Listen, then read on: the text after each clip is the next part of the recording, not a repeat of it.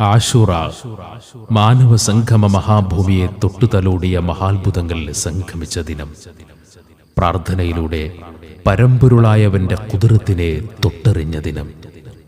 ആടിയുലയാത്ത ആദർശബോധവും പ്രതീക്ഷമങ്ങാത്ത പ്രാർത്ഥനയും കൈമുതലായുള്ളൊരു സമൂഹത്തിന് മുന്നിൽ ഏതു സ്വേച്ഛാധിപതിയും പതറി വീഴുമെന്ന പാഠം മാനവനെ പഠിപ്പിച്ച ദിനം.